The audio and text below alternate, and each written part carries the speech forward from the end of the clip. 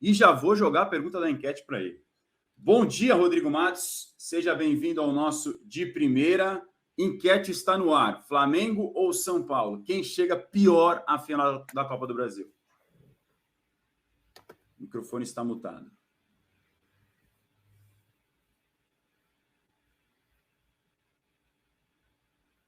Acontece nas melhores famílias. O microfone mutado não tem jeito. Ele sempre chega no momento que não... Agora sim. Agora já é, ó. Agora foi. Eu não sei que esse microfone aqui é uma pegadinha constante. A gente nunca sabe. É surpresa, é surpresa. Exatamente. Enfim. Eu acho que os dois chegam mal, Razão. Bom dia, Razão. Bom dia, PVC. Ninguém chega bem, né? Times muito instáveis, né? Os dois, né? Não conseguem ter um mínimo ali de previsibilidade do que vai ser o jogo. Talvez seja uma final das mais imprevisíveis aí, comparando com anos anteriores, porque os dois times têm... São Paulo também teve algumas atuações boas, ali, principalmente na Copa do Brasil, contra o Corinthians, contra o Palmeiras, né, nos mata-matas ali de clássicos. Uma atuação ok, boa ali contra a LDU em casa e muito ruim lá fora. E vai muito mal no Brasileiro, especialmente fora de casa. Um time que não consegue jogar fora de casa. E, no caso do Flamengo, a imprevisibilidade é ainda maior. Você citou aí todos esses jogos dentro da data FIFA, pós-data FIFA, né? Que são ali... A gente poderia citar outros que não foram pós-data FIFA, mas que tiveram desempenhos muito ruins, como o jogo contra o Olímpia, né? Da eliminação da Libertadores. Ninguém sabe o que o São Paulo vai aprontar. Então, como ninguém sabe o que ele vai fazer, às vezes ele consegue acertar, como no caso ali do Botafogo, ganhou do líder e tal, e aí depois ele vai e se auto-boicota para o jogo seguinte. Rearruma o time inteiro, bagunça o time inteiro. Então a gente não sabe o que vai acontecer domingo. As duas torcidas vão para o Maracanã, vai ser como um filme de suspense ali, todo mundo esperando para ver o que vai acontecer. Tudo pode acontecer no Maracanã, realmente a imprevisibilidade aumentou ainda mais depois dessas derrotas. O próprio Rodrigo Matos traz essa opinião na coluna dele aqui no All Sport sobre o São Paulo, ele promovendo um inusitado boicote, palavras que ele acabou de usar aqui para a gente, já ele pode até falar mais. No chat, o Pedro Muniz está falando que parece que o único trunfo do São Paulo no ano é ganhar do Palmeiras e o Flamengo ganhar do Botafogo. Isso é muito pouco, infelizmente, está dizendo o Pedro Muniz aqui no nosso chat. O Ivan está com a gente também, além do Márcio Leite. PVC, dá para eleger quem chega pior a essa final? Eu acho que o Flamengo chega pior. Porque o São Paulo... É bem relativo, o Rodrigo tem toda a razão, mas a impressão que eu tenho é que o São Paulo tem uma crença de que nos jogos do mata-mata ele consegue negociar, mesmo oscilando muito, como foi contra a LDU, que ganhou o jogo e perdeu a classificação. Mas o São Paulo no mata-mata tem conseguido jogar. E quando o Dorival Júnior admite que ele não conseguiu dar foco para o time no Campeonato Brasileiro contra o Internacional, eu acho que ele admite uma fragilidade dele, mas, por outro lado, ele vai ao encontro disso que eu estou dizendo. O São Paulo está muito concentrado na Copa do Brasil. Isso não significa que vai vencer a Copa do Brasil. O Flamengo tem um alto boicote do Sampaoli, eu concordo com o Rodrigo, mas tem um alto boicote do Flamengo. Porque o Flamengo cria crises, assim, do tamanho...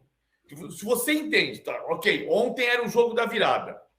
Se o Flamengo ganha o jogo ontem do Atlético Paranaense, ele pode chegar a 9 pontos de diferença na 23ª rodada, ou, na pior das hipóteses, 12 pontos de diferença para o líder ao final da 23ª rodada, que é menos do que a maior virada que ele já teve. Seria menos que a maior virada que ele já teve. Porque a maior virada da história do Brasileirão, em 2009, o Flamengo tinha 13 pontos a menos do que o líder na 23ª rodada, que é exatamente esse ponto aqui da fronteira. E o Flamengo, ao contrário, cria uma crise do tamanho do mundo a partir de uma derrota para o Atlético Paranaense que não era para acontecer, mas o Flamengo ontem, antes do jogo, e hoje, depois do jogo, tem a mesma perspectiva concreta de título. É a Copa do Brasil. Então, não adianta você... Eu sei que muita gente pensa diferente. Demite o São Paulo e vai para o jogo com outro técnico com outra motivação. Talvez isso acontecesse. O São Paulo morria de medo. Isso aqui, não é uma coisa... Vou dizer assim, está se dizendo isso no São Paulo. Não é isso. O São Paulo antes do jogo Flamengo e Botafogo, o receio do São Paulo é: o Flamengo vai perder o Botafogo, vai demitir o São Paulo e vai contratar o Rogério Ceni. Agora não tem nem Rogério Ceni. Nem Rogério Ceni tem, porque ele acertou com o Bahia. E chegou já sorridente o Rogério Ceni. De quem se espera nessa final da Copa do Brasil são esses dois, bom, inicialmente lá atrás, né? Se esperava desses dois caras que já decidiram, tanto para Flamengo quanto para São Paulo. O Gabigol muito decisivo em finais de Libertadores, 4 gols em 3 finais de Libertadores. O Lucas, campeão da Sul-Americana lá atrás, e voltou bem para esses jogos agora da reta final decisiva do São Paulo que foi eliminado na Sul-Americana. Os dois fazem o jogo do ano. O Flamengo teve vários jogos do ano, né? Porque jogou Mundial, jogou Libertadores, jogou várias competições importantes e foi fracassando em várias delas. Para o São Paulo não é o jogo do ano, é o jogo da década, é o jogo do século. É o jogo de muitos anos, porque nunca ganhou a Copa do Brasil.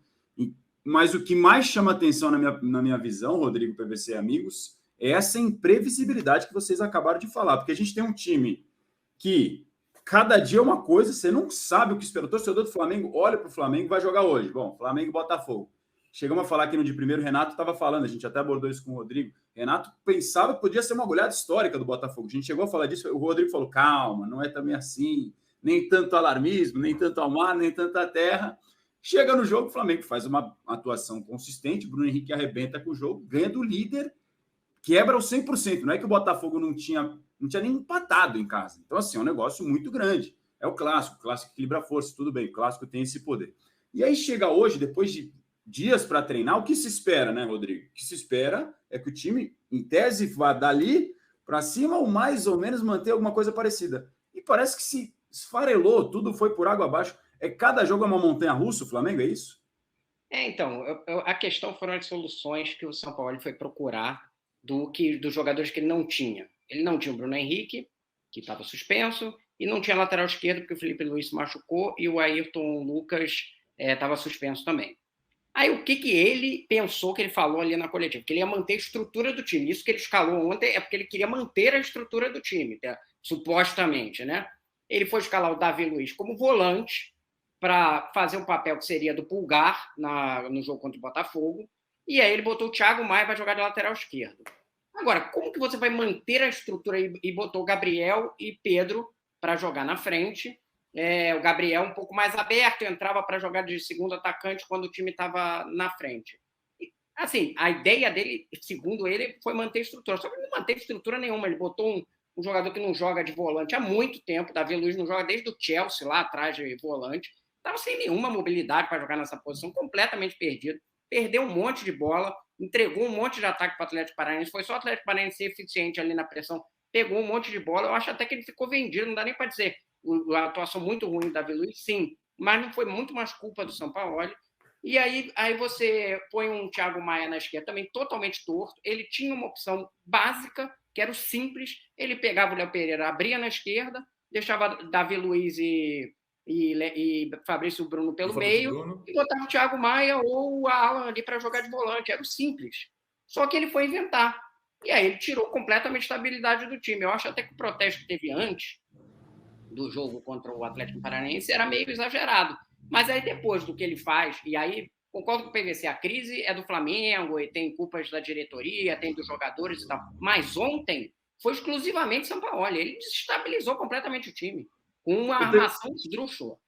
Ontem é tudo na conta dele. Só sobrou uns 10% lá para o Gabigol, que deu na cara de um jogador a troco de nada. Sabe? Não sei o que passou na cabeça dele, né? Mas ele deu na cara do Coelho, né? Na lateral do campo. Fora isso, a culpa foi dele. A gente pode até abordar o Gabigol na sequência, a gente vai abordar a situação do Gabigol, que depois deu entrevista coletiva. Então como é que é a pronúncia, PVC? O meu espanhol, eu me viro ali com o português. Não, assim, se for na Argentina é Coelho, mas não é Coelho. Quer dizer, é engraçado que as pessoas falam Boca Juniors. Boca Juniors não existe, mas os argentinos falam Boca Juniors. Na Argentina tudo é CH. Boca Juniors, Argentina, mas em espanhol da Espanha seria Coelho. Mas eu não sei, a pronúncia não é o menor problema. Sotaque tem em todo lugar. Eu fui brincar com o Coelho, que é pescoço, porque ele tomou um pescotapa do Gabigol. Eu acho que pegou na cara, PVC. Eu fiquei com a impressão que pegou na cara dele. E assim, depois na coletiva, o Gabigol vai tentar alegar que ele não agrediu, meu braço escorregou, pô, desculpa, não dá para brigar contra a imagem. Entendeu? O braço dele está mais para frente e ele estica para dar na cara do jogador do Atlético Paranaense. É claro, para que isso? Foi expulso outro. Mostrou o cartaz aí da final da Copa do Brasil. Acho que vai ser uma falta de bom senso completo, o que não será uma surpresa, do São Paulo se ele escalar o Gabigol no primeiro jogo da final. Não vem jogando nada, teve uma atitude completamente irresponsável, um jogador que hoje não dá para contar. O lance ao qual o Rodrigo está se referindo é esse aqui, está ilustrado exatamente na coluna do PVC, falando sobre essas escritas negativas antes da finalíssima. Aqui, ó, o braço do Gabigol acertando. E assim, não tem o que discutir, é lance para expulsão, né? Não tem o que falar. Não tem o que falar. Não tem o que dizer. Tem que falar. Você olha e é lance clássico de cartão vermelho, PVC. O árbitro deveria ter visto o campo, inclusive, né? Exatamente. Claro. Não precisaria de VAR, ele estava razoavelmente próximo e tal, não sei o que, mas não tem nem discussão. O braço dele não escorregou onde? Tem um sabonete ali, por acaso? Onde que escorregou esse braço aí? Me explica, sabe? Às vezes a gente, uns discursos pós-jogo que a gente ouve, inclusive do Gabigol ali falando outras coisas, meio desconectado da realidade, entendeu? Falando assim, não, a gente treinou, mas estava completamente equivocado o treino, entendeu? Treinar não quer dizer que você cumpriu a tarefa, tá? Foi errado, opção completamente equivocada. O PVC, eu sei que você tem prancheta para tentar explicar esse time do São Paulo, eu acho que é uma boa para a gente entrar nesse assunto, e aí na sequência a gente já volta no Gabigol. Trabalho, né? Sempre vai ter que explicar. Eu acho que ele fez um absurdo mesmo, mas enfim, eu acho que ele fez um absurdo, também eu concordo que é absurdo. Vamos lá. Vamos rodar a prancheta do PVC para ele tentar explicar o time do São Paulo no Flamengo. Quando o São Paulo diz que a formação era igual contra o Botafogo, eu diria que era mesmo. A formação ele faz um 4-2, ele faz um 4-4-2 sem a bola, né? Então ele faz Wesley, Fabrício Bruno, Léo Pereira e Thiago Maia. E aí, por que o Thiago Maia vai marcar o lado do campo? Não faz sentido.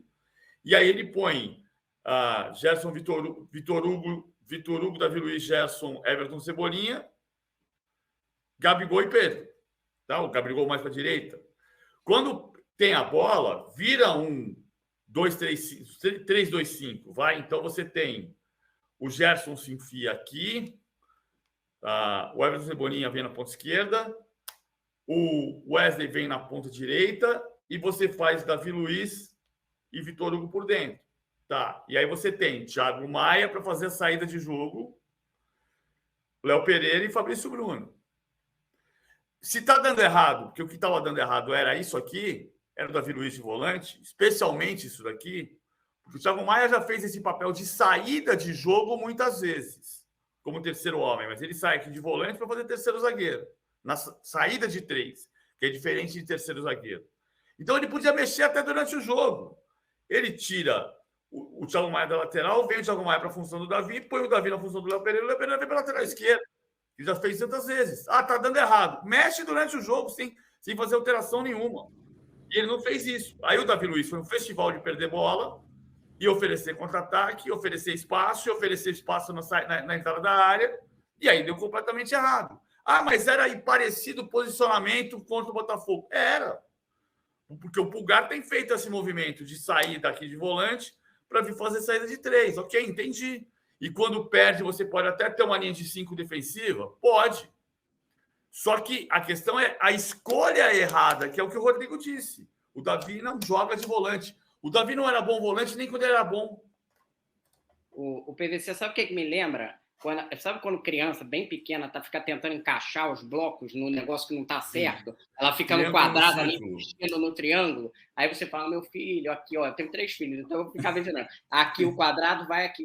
O São Paulo fica ali com o quadrado no triângulo o tempo inteiro. Aí é o Davi Luiz tentando fazer o papel que ele chamou de pivote, né? Que é o que o Pulgar faz. O Pulgar é um jogador completamente diferente do Davi Luiz. Jogador com mobilidade, que consegue ir lá na frente, voltar, cobrir espaços e tal, completamente do que o Davi Luiz foi ontem. E o Thiago... outra coisa. Concordo, ele já jogou saindo ali pela esquerda, como o PVC falou, com o Vitor Pereira, inclusive. Só que como lateral esquerdo mesmo, que no momento ele estava fazendo vários, tendo que correr, fazer o corredor inteiro ali para ir atrás do negócio, ele não funciona. Não dá. Até o corpo do Thiago Maia não se adequa a esse tipo de função. Vocês acham que é exagero dizer? Vocês acham que é exagero dizer que o Sampaoli inventou na escalação? Inventou. E tem uma outra coisa que me causa um espanto, que é o seguinte. Olha a briga que foi para contratar o Alan. O Alan custou 9 milhões de euros. Faz 15 jogos que ele chegou, não dá para dizer que ele não joga, mas ele foi titular em 5. O Alan é um jogador que custa 9 milhões de euros e é titular em 1/3 dos jogos. 2/3 ele tá assistindo. Então, assim, é uma conta que não fecha. E é dessas idiosincrasias do Sampaoli. Eu repito o que eu digo, eu sou voto vencido neste momento. Acho o Sampaoli um técnico do ponto de vista tático muito diferente, muito bom. Vai inventar coisas de vez em quando e não vai dar certo. Ok. Fez um mau trabalho na Argentina. Estamos de acordo. Não é o Rinos Mitchells, mas eu acho ele bom técnico do ponto de vista tático e tem uma deficiência do ponto de vista humano, com todo respeito. O cara que não fala bom dia vai ter uma dificuldade muito maior de conseguir convencer seus jogadores a fazer o que ele precisa. E no caso de ontem, ele nem precisava. O PVC parece um técnico de videogame, o Football Manager, entendeu? A teoria é muito... Mas ele não vê se a teoria se encaixa na prática. Ali ele vai pegando os jogadores, botando, esse aqui eu acho que pode fazer essa função aqui, esse aqui vai... Mas ele não considera ali a característica humana deles. Olha, o Davi Luiz hoje vai ter condição de exercer esse papel de volante, como ele fez há anos atrás, que ele tinha outra condição física, sabe? Acho que falta o bom senso mesmo. Ali uma coisa de fazer simplificar as coisas quando elas não estão indo bem. Só para pontuar aqui e ilustrar a escalação do Flamengo de ontem, Matheus Cunha, Wesley, Fabrício Bruno, Davi Luiz e Léo Pereira, Thiago Maia, Gerson, Vitor Hugo, Cebolinha, Gabi, Pedro. O que vocês tenham feito de diferente, PVC e Matos, para sair com esse time e não inventar? É isso, Léo Pereira na lateral esquerdo, Davi Luiz e Fabrício Bruno de zagueiros, botava o Thiago Maia ou o Alan como volante. Você mexia menos na função que o cara está acostumado a fazer. Não tinha muita... não precisava inventar tanto. E aí você tem uma discussão, se você escalava o Gabigol ou não, podia ser o Everton ali na posição. Essa é outra discussão, mas que também não é um absurdo ali ter escalado o Gabigol, embora ele esteja uma fase péssima. Eu acho que o Everton seria uma opção melhor. Mas não seria um absurdo. Mas atrás, a linha defensiva que foi o pior, era o simples. Tem mais algumas coisas aqui que são engraçadas. Né? Ele podia fazer até o Ayrton Lucas, porque tem uma coisa da maneira como ele tem montado. O Sampaoli, o tempo inteiro deu a entender, mostrou que o Ayrton Lucas, para ele, é o homem que dá largura no campo pelo lado esquerdo. Com o retorno do Bruno Henrique, ou quando joga o Everton Cebolinha, como foi ontem, ele não usa o Ayrton Lucas como um ponta. Ele usa o Ayrton Lucas por dentro, então, por isso, ele prefere outro jogador. Por isso, ele não coloca o Ayrton Lucas quando tem a ausência do Felipe Luiz. Ele, na coletiva, lamentou a lesão do Felipe Luiz, o que dá a entender que o lógico era jogar o Felipe Luiz e estava resolvendo o problema. Acontece que o Felipe Luiz teve uma lesão. Então, aí você pode fazer o quê? Então ele não usa o Ayrton Lucas quando o Ayrton Lucas não é o homem para dar largura no campo, para dar amplitude. Tá, mas ele já fez diferente. Ele prefere o Ayrton Lucas como ponta.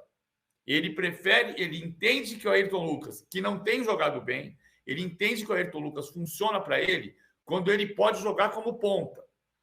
Mas ele já fez outras vezes o Ayrton Lucas fazendo saída de 3. Então, tinha algumas coisas...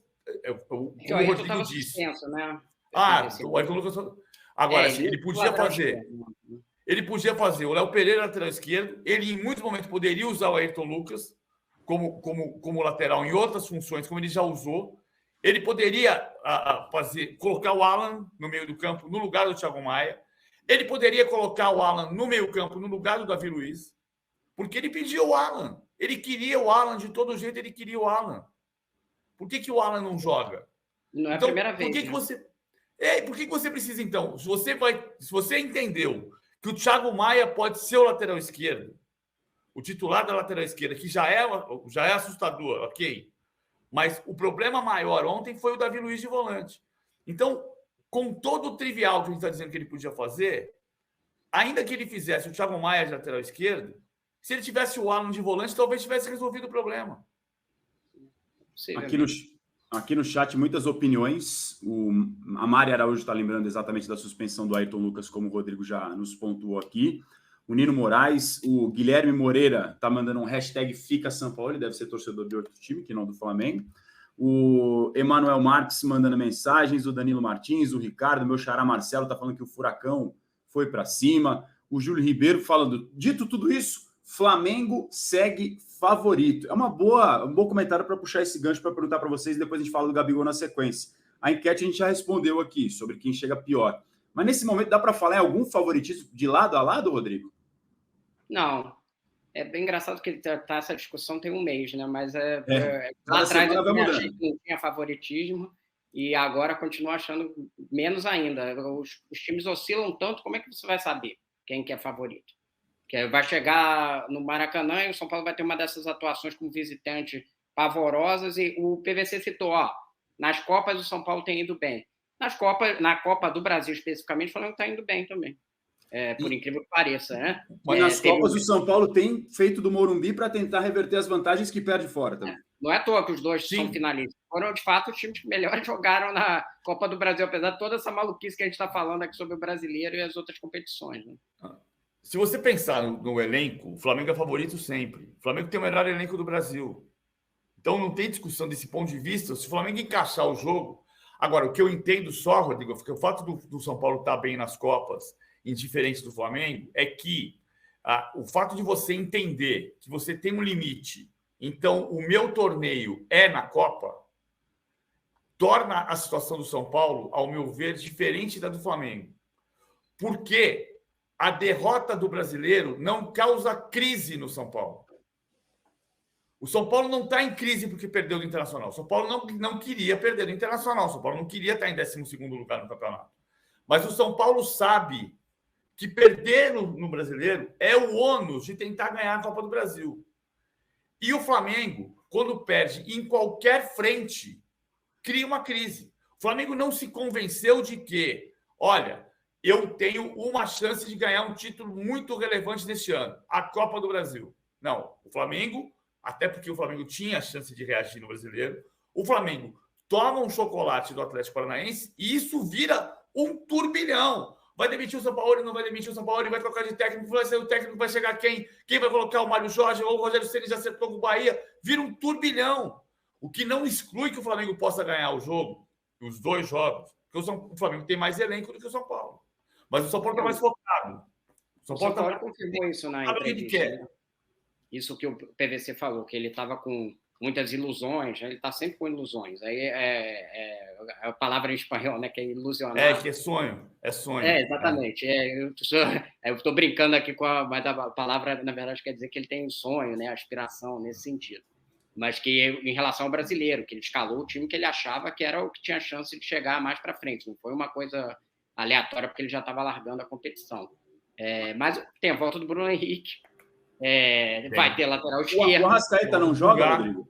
Então, o Arrascaeta é bem difícil nesse jogo, mas tem uma chance para o próximo. Se surgir nesse jogo, vai ser uma surpresa. É esse o estágio atual, assim. Mas para o próximo tem chance. Mas, assim, tendo o Bruno Henrique, tendo o lateral esquerdo, ele tem menos chance. E tendo o Pulgar de volta, que é um jogador... O Flamengo com o Pulgar é aproveitamento de 80%, 90%. É muito mais alto do que 100%, entendeu? São 3 jogadores que têm peso significativo. O Ayrton Lucas mais por ter um lateral de ofício. Então, dá uma mudada, reduz as possibilidades de invenção do Sampaoli. Então... isso joga a favor do time no jogo de domingo agora. A gente vai falar na sequência do lado do São Paulo. O Inter venceu o São Paulo no Beira-Rio, como o PVC já pontuou, e também sobre se o Arboleda, que é uma dúvida no São Paulo, se ele pode ou não estar à disposição, assim como tem desfalques e dúvidas do lado do Flamengo, também tem do São Paulo. Só para a gente amarrar e fechar o assunto Flamengo, o Rodrigo já pontuou passou por cima do tema Gabigol, mas queria explorar mais a fundo, porque é um cara que está marcado pelos momentos decisivos em finais. E até eu vi de alguns flamenguistas amigos, depois da expulsão ontem, falando assim, agora ele cresceu para a final. Depois que ele foi expulso no jogo ontem, ele vai chegar grande nessa final, vai querer mostrar ainda mais. Ele vai para a coletiva, isso acho que é algo que é legal de pontuar, que o cara põe a cara nos momentos difíceis. Isso não é de hoje, com o Gabigol já vimos em outras oportunidades. Mas ele é expulso de uma maneira que, mais uma vez, volta o tema da imaturidade dele em momentos que não precisa, né? Como é que você vê o Gabigol, Rodrigo, para essa final, nesse ambiente, depois de ser expulso, não está jogando bem, não é de hoje, mas em final parece que liga uma chave diferente nele. O que esperar desse Gabigol na final? Esperar ele no banco, se houver bom senso, né? Porque, pelo que ele está jogando, assim, é claro, ele tem essa coisa de fazer gol na final, fez em duas finais de Libertadores, tem esse elemento, mas eu acho que é confiar... 3, né? 3 finais de Libertadores, 4 gols. Exatamente, mas 2 que levaram, gols dele levaram ao título do Flamengo, né? Ele até lembrou isso na coletiva, ali quando foi questionado por que você pode esperar do Flamengo diante dessa estabilidade do time. Então, sim, mas assim, se você for analisar o rendimento, ele é banco. O jogo contra o Botafogo, que o time foi melhor, foi quando efetivamente ele foi barrado. Ele já vinha merecendo a barração há algum tempo. E eu acho que esse lance da expulsão de ontem deveria pesar, inclusive, primeiro ele deveria ser punido, né? Mas pela irresponsabilidade. Mas, além disso, deveria pesar contra a utilização. Ele estava jogando um jogo muito ruim antes de ser expulso. Recebeu uma bola do Pedro ali e não conseguiu concluir direito, porque caiu na direita dele, que é cega. Aí... outras bolas ele não deu sequência, ele conseguiu uma hora marcar uma cabeçada do Léo Pereira, que ele sai atrás, o Léo Pereira se levanta, vai dar uma cabeçada equilibrada e ele faz quase uma cama de gato no Léo Pereira. Então, assim, do ponto de vista técnico, não se justifica a escalação dele. Agora, para você ele é banco? Se você fosse técnico, você colocava ele no banco, Rodrigo? Colocava, né? No domingo, sim. PV, como é que você vê o Gabigol? Eu acho que ele vai jogar. Eu estou falando que eu faria. Eu estou falando que o que teria lógica pelas atuações. Não estou dizendo que vai acontecer. Até pela essa imprevisibilidade aqui do que a gente já falou do Sampaoli, ele pode fazer qualquer coisa. Até porque a escalação com ele, cada jogo é uma diferente, quase sempre. E tem uma outra coisa, que eu falei da questão do Alan, que é importante. Ontem a gente resvalou na questão do Rossi, né? Porque o Matheus Cunha errou de novo. Né? Ele joga por causa do pé e ele erra na saída do jogo, né, PVC? Não, ele pegou umas 2 bolas difíceis ali e tal. A bola do primeiro gol do Atlético é até meio discutível, porque desvia no Pedro, e aí ele vai no pé dele, ele dá o rebote, né? Eu acho que ali ele tem um erro, mas acontece no jogo. Mas é outra coisa do Rossi. Vai jogar o Matheus Cunha? Eu acho que vai jogar. Vamos tentar montar aqui. Matheus Cunha e Wesley, Fabrício Bruno, Léo Pereira, vai ter que ser Ayrton Lucas, Pulgar.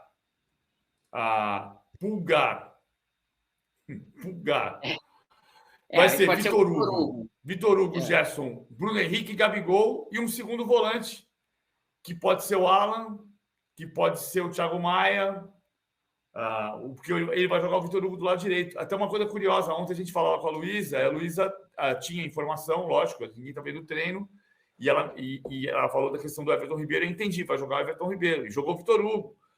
Tem algumas preferências do Sampaoli que são escondidas, mas você vai pegando nas entrelinhas, né? Ele prefere o Vitor Hugo ao Everton Ribeiro. São funções diferentes, mas ele prefere. Quem dá amplitude pela direita é o Wesley. Ele põe o Vitor Hugo para fazer a faixa central em vez de ser o Everton Ribeiro. Ele perde o De Arrascaeta e mesmo assim não joga com o Everton Ribeiro. Se ele tivesse o De Arrascaeta, seria o Gerson, segundo volante, junto com o Pulgar, e o De Arrascaeta por dentro. Mas se ele não tem o De Arrascaeta, podia ser o Gerson por trás e o Everton Ribeiro no meio. Poderia, mas ele não faz isso. Então, eu entendo que ele vai fazer Alan e Pulgar, talvez o Alan, Vitor Hugo, Gerson, Bruno Henrique. Né? Tem que ver como é que ele está. Ele sentiu a panturrilha ontem, né? Ele teve que sair. Tem isso também. Pode ser Thiago Maia e Pulgar, Vitor Hugo, Gerson e Bruno Henrique e Gabigol na frente. Eu acho que vai jogar o Gabigol. Agora, eu reluto em tirar o Gabigol. eu entro um pouco na cabeça do técnico que não gosta do Pedro, é outra entrelinha. O Pedro não encaixa na cabeça do Sampaoli, por isso eu acho que vai jogar o Gabigol. E o Gabi, aí é um outro ponto, aí pode ser uma discussão que está na minha cabeça. Aí é a minha cabeça, aí sou eu o técnico com a minha idiosincrasia. Na decisão, eu não tiro o Gabigol do time. Eu acho que tem muito torcedor que pensa assim, muito torcedor que está falando, assim como o Rodrigo já apontou, o momento dele não justifica o Pedro a está entregando mais. Sim. Assim, não que esteja brilhante, não está. Mas, assim, nesses 2 jogos que jogou, entregou um pouco mais. No jogo ali contra o Botafogo, tem se dedicado ali na marcação. No jogo contra o Botafogo, ele quase faz um belo gol. Acho que ele tem feito alguns pivôs ali que dão sequência na jogada. Eu acho que ele está num momento tecnicamente melhor que o Gabigol. Quero saber de vocês que estão nos... O melhor jogador da Libertadores do ano passado. Não é que ele não é um jogador decisivo, né? Sim. Super decisivo e foi para a Copa do Mundo. Não é só isso por si só já mostra o tamanho do Pedro nesse histórico recente do Flamengo. Quero saber de vocês no chat. O que vocês acham? Que o Sampaoli vai escalar o Gabigol ou não? Uma coisa é o que vocês acham que ele vai fazer e o que você faria se você fosse treinador do Flamengo. Você colocaria o Gabigol? O momento técnico não é legal, mas ele em finais cresce. É um jogo decisivo, pode ser o jogo do ano para os 2 lados. O que você faria o Gabigol, que foi expulso, repetindo informação, na derrota, na vitória do Atlético Paranaense para cima do Flamengo? PVC, se tem a dúvida sobre o Arrascaeta do lado rubro-negro, tem a dúvida do Arboleda no lado tricolor, né? Tem, porque ontem, mesmo depois da gente ter... O Éder trouxe informação em primeira mão de que o Arboleda fez o exame lá no Equador e que não constatou lesão. Mesmo depois disso, conversando com gente que estava em Porto Alegre, o São Paulo não estava otimista mesmo assim, não. O São Paulo queria ver a chegada dele, fazer um novo exame e entender, porque dizia, não quer dizer que não tem edema. Ele pode ter um edema e ele pode ser dúvida. Então, eu diria que eu continuo achando que é difícil o Arboleda jogar no domingo e aí ele vai ser dúvida até o final para o segundo jogo. Mas a informação é sempre... Estou dizendo assim, em Porto Alegre, o São Paulo pensava desta maneira. Precisamos ainda fazer mais um exame porque a situação é de lesão muscular. Vamos ver o que aconteceu. Eu não estou descartando completamente que ele jogue, mas a minha impressão é que o Arboleda não joga domingo e vai ficar a semana que vem inteira de molho para tentar jogar o jogo do Morumbi. Que é o que pode até ser o panorama do lado do Flamengo também. São Paulo também, né? Mais para frente, assim como o do Flamengo, né? Que é se ele volta ao esquema que foi melhor ali, com o Rato aberto, Nestor e tal. Se ele tentar encaixar todos os jogadores ali, Luciano, tenta botar todo mundo que são os atacantes mais eficientes, talvez, dele, né? Ele vai ter essa discussão também. Essa discussão está muito presente no São Paulo, muito presente, mas eu acho que nesse caso vai ganhar o Dorival Júnior e vai ganhar a prudência do Dorival Júnior. Ou seja, ele vai jogar sem tentar encaixar todos os talentos, porque os talentos juntos ainda não encaixaram. Então, acho que ele vai com Pablo Maia e Alisson, Wellington Rato, Lucas, Rodrigo Nestor e Caleri na frente.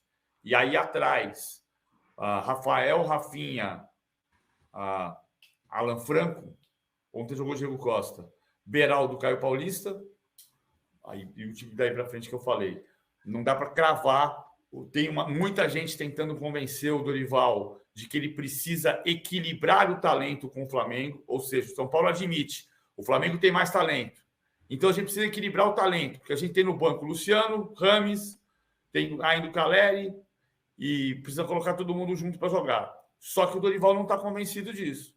E a melhor formação do São Paulo até agora foi com o Rato na direita e o Rodrigo Nestor fazendo a meia esquerda. E o São Paulo competitiva, né, PVC? É uma formação mais competitiva, né? Menos talentosa, mais competitiva. É o dilema, né, de você priorizar talento, mas de alguma forma perder um pouco dessa competitividade, e aí são as escolhas e os quebra-cabeças que os treinadores têm. Para a gente ainda pontuar sobre o São Paulo, informação que saiu hoje de manhã e que já tinha ficado escancarada para quem viu a entrevista do presidente Júlio Casares no Roda Viva da TV Cultura. O São Paulo anunciou de forma oficial o fim da parceria com a Adidas, seu fornecedor de material esportivo. São Paulo emitiu nota oficial, abre aspas, São Paulo FC e Adidas, após 5 anos de parceria, não renovarão o acordo de fornecimento de material esportivo em vínculo a ser encerrado no fim de 2023. Ao longo desses anos, Adidas e São Paulo lançaram camisas históricas que foram eternizadas pela torcida tricolor na terceira passagem da marca das 3 listras pelo clube. Os uniformes e coleção da atual temporada seguem disponíveis para compra nos canais de venda oficiais do clube e da marca enquanto durarem os estoques. Nota oficial de São Paulo de hoje de manhã, estão confirmando que a parceria com a Adidas não vai adiante, o que já no bastidor já rolava há algum tempo. Na entrevista do presidente Júlio Casares no Roda Viva da Cultura, ele claramente e abertamente criticou a Adidas, dizendo que o São Paulo quer identidade, e aí citou uma campanha, você não pode fazer um uniforme de um time com um design, mudar só o escudo para o outro e fazer a mesma coisa. São Paulo quer identidade. Citando uma camisa, se eu não estou enganado de cabeça, do Outubro Rosa, por exemplo, que era uma camisa rosa, aí a do Flamengo tinha o escudo do Flamengo, a do São Paulo tinha o escudo do São Paulo e vários outros, um design... Do Inter, né? No Brasil são os 3, né? Que tem a camisa, eles fazem os modelos iguais mesmo. Era basicamente o mesmo layout, né? E com os escudos diferentes. Isso foi um motivo de crítica.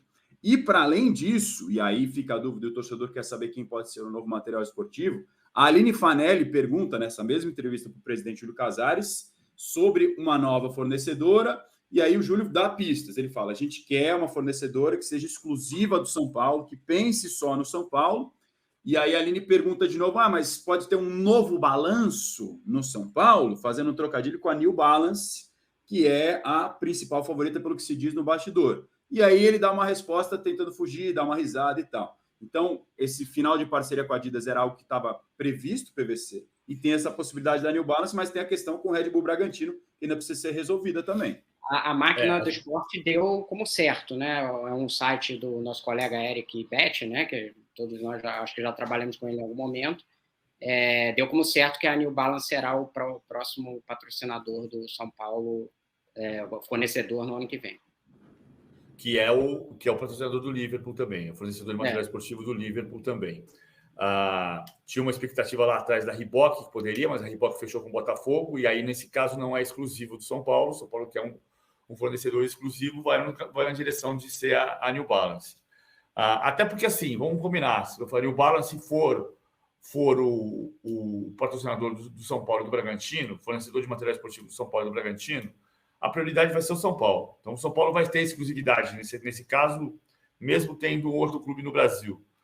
Isso vai criar uma maquininha de incertezas também em outros lugares, né? Porque a Adidas tem uma discussão com o Cruzeiro há um bom tempo, porque a Adidas não paga tanto para o Cruzeiro, e a gente sabe da eterna aproximação do Ronaldo com a Nike. Então, existe uma possibilidade a médio prazo, não é uma certeza. E tem a discussão do Palmeiras com a Puma, por causa da Puma com o Bahia. O Bahia, por ser do Grupo City, e o Grupo City ter um acordo com a Puma, em teoria, vem para o Bahia em janeiro. E o Palmeiras tem uma cláusula de exclusividade com a Puma. E tem mais um ano de contrato com a Puma. Mas, no caso de a Puma efetivamente acertar com o Bahia, o que o Bahia dá como certo, neste caso, ou a Puma paga a multa pelo fim da cláusula de exclusividade, ou o Palmeiras rompe o contrato com a Puma. E aí a Adidas pode querer voltar para o Palmeiras, mas tem que ver se o Palmeiras vai fazer esse acerto em relação à Adidas, porque também houve problemas na relação Palmeiras e Adidas no passado. Desde 2019, o Palmeiras tem um acordo com a Puma. Então, essa saída confirmada da Adidas do São Paulo cria um quebra-cabeças. Dança das cadeiras. Cria uma dança das cadeiras. A New Balance deve ser o favorito para isso. A gente já tinha falado dessa possibilidade lá, uns 6 meses atrás, aqui no De Primeira. O São Paulo desmentia que estivesse fechando com a Adidas, mas dizia que estudava todos os parceiros, inclusive a New Balance, que foi levantada ali. Até o Bruno Andrade falou desse assunto lá atrás, fevereiro, março. É a dança das cadeiras, então, agora de fornecedor de material esportivo para além dos treinadores e jogadores. O Rodrigo, você trouxe uma informação hoje na tua coluna sobre grana que pode pintar para os clubes da Série A por placas. Explica para a gente essa história, por favor. Então, essa informação, até primeiro dando crédito aqui, foi publicada primeiro pelo GE, né, pelos colegas do GE, mas é o seguinte, a Brax, que é hoje a parceira da CBF nas placas da Copa do Brasil, e da Série B, que ela tem também os direitos de transmissão, que ela revende lá para a Band, ela hoje tem direito de 17 clubes, de placas de 17 clubes, menos Flamengo, Palmeiras e Corinthians, que exploram por conta própria. Inicialmente tinham outros contratos, mas exploram por conta própria. E ela fez uma proposta de renovar, manter esses direitos de 2025 a 2029, oferecendo, no máximo, 100 milhões de reais por esses 6 anos. Por que no máximo? O dinheiro é igual para todo mundo, mas as luvas são diferentes. Então, o valor anual é igual, que começa em 12 milhões e vai até 17, lá em 2029, começa em 12 milhões em 2025 e iria até 2029 como 17. E aí tem uma luvas, que é um pagamento ali 30 dias depois de assinar o contrato, que o maior luvas é 25 milhões, que a maior proposta é para clubes do padrão ali de São Paulo, enfim, os clubes de maior visibilidade, fora esses que eu citei ali, Palmeiras, Flamengo e Corinthians, né? E aí, qual é a ideia? Eles querem manter essas propriedades que hoje, teoricamente, seriam negociadas pela Libra de um lado e pela Liga Forte Futebol do outro. Só que já teve uma quebrada desses ativos que normalmente pertencem à Liga, quando são negociados lá fora, né? A Premier League negocia isso junto do pacote de ativos deles, né? Por quê? Porque do lado da Libra, Flamengo, Palmeiras e Corinthians negociam isso individualmente, conseguem dinheiro muito maior do que a Brax paga. E do outro lado, a Liga Forte Futebol, o Vasco, Botafogo e Cruzeiro, que são aliados, né, da Liga Forte Futebol, já venderam os seus direitos para a Brax. Então, esse grupo também já não tem a totalidade desses ativos. Então, já deu uma quebrada. A gente sabe que não estamos indo mais para a Liga, agora o caminho é negociação em bloco. A Liga, hoje em dia, está morta. Vamos ser sinceros aqui, falar a linguagem português claro, né? E a Brax está fazendo essa oferta, ela está tentando pegar o NACO, a Libra e a Liga Forte Futebol vão tentar resistir para manter esses ativos, só que tem um argumento muito forte, que a gente tem dinheiro para pagar agora. Então, por exemplo, o Santos é um clube que me falaram que está muito propenso a assinar, porque você receberia dinheiro, eu não sei, tem exatamente o valor do Santos, mas sei lá, 20 milhões de reais no caixa agora, é muito significativo, né?